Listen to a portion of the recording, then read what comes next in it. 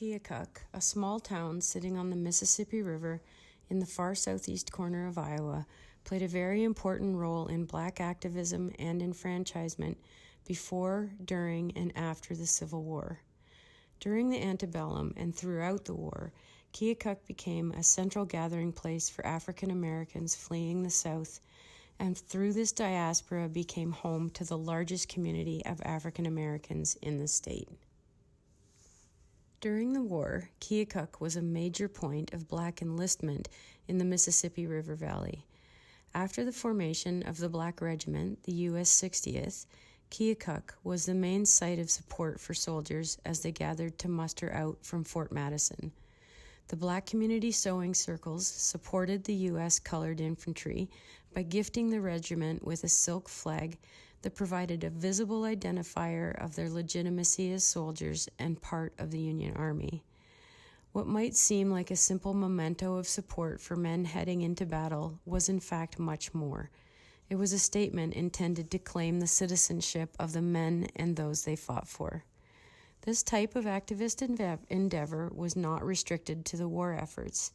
The Black residents of Keokuk engaged in the fight for the rights of citizenship and equality under the law in multiple domains and using multiple tools of activism. Keokuk was the perfect location for Black activism. In this community, Black citizens fought for Black men's suffrage through their participation and leadership in the colored conventions, as well as their organization of fraternal and sororal societies.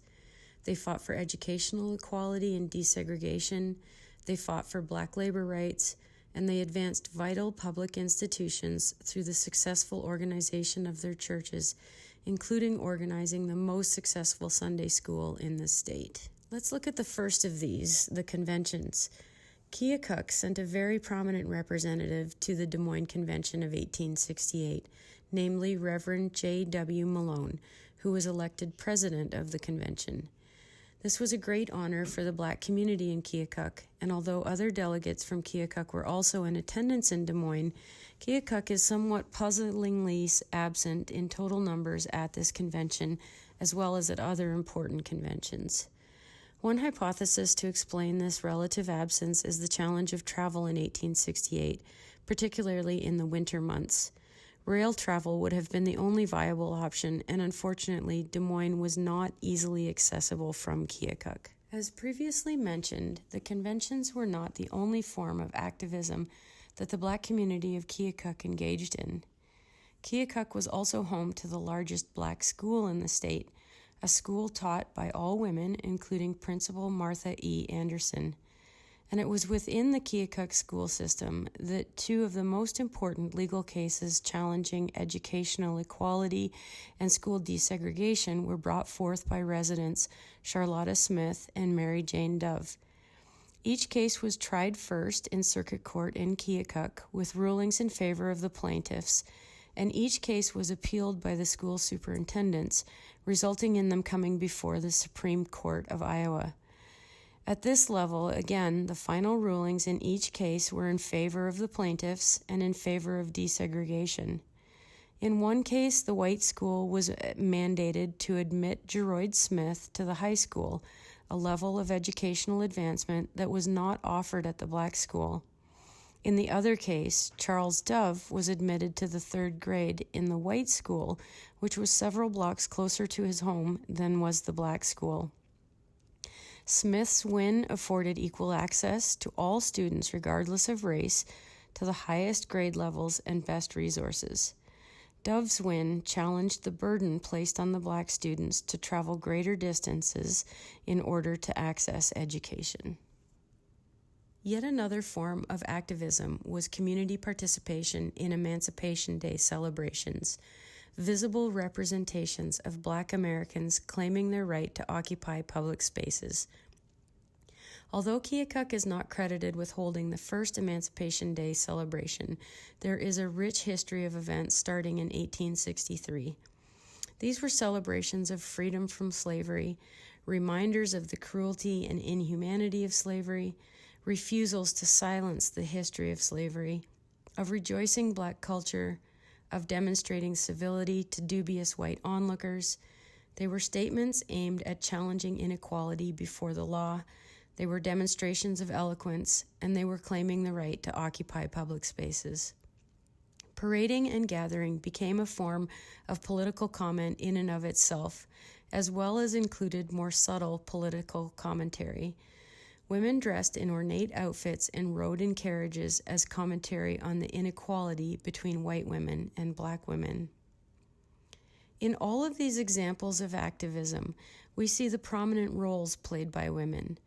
For example, Charlotta Pyle, Charlotta Smith's mother, who came to Keokuk out of slavery, embarked on a speaking tour across the country in order to raise enough money to buy freedom for her still enslaved sons-in-law. Women organized and operated the sewing circles that gifted the flag to the Black Regiment. Within the churches, women are credited with raising funds that help sustain the church activities, including ministers' salaries, much of the capital to construct the new AME church, provided food and assistance to community members in need, and in general the food and hosting needs related to visiting reverends and representatives. It was the women of the churches who made the meals for delegates at conventions, who cooked and fed Emancipation Day celebrants, and who sponsored fairs for community fundraising. Additionally, the 1864 Keokuk Emancipation Day celebration was notably mostly women and children. The women figured prominently in both of the school desegregation cases. Charlotta Dove and Mary Jane Smith bravely, patiently, and intelligently challenged the white, male-dominated school system. Another prominent woman was America Anderson, wife of York E. Anderson. Born in Kentucky in 1805, America came to Keokuk during the war, where she then married York Anderson.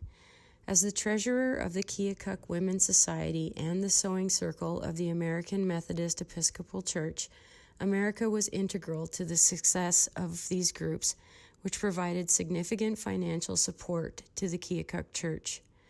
Unfortunately, America was not able to experience the full fruits of her activism as she passed away on February 12th, the day of the 1868 Des Moines Convention. America's husband, York E. Anderson, was one of only 6 delegates at the 1868 Des Moines Convention from Keokuk. He was not only active in the convention movement, but also in the fight for school equality. More specifically, as the elected president of the organization dedicated to making legal challenges to the Keokuk school system, Anderson worked to ensure that Black students had equal access to high school instruction in the Keokuk ward schools. Also instrumental to school desegregation through the specific cases mentioned previously were Charlotta Smith and Mary Jane Dove.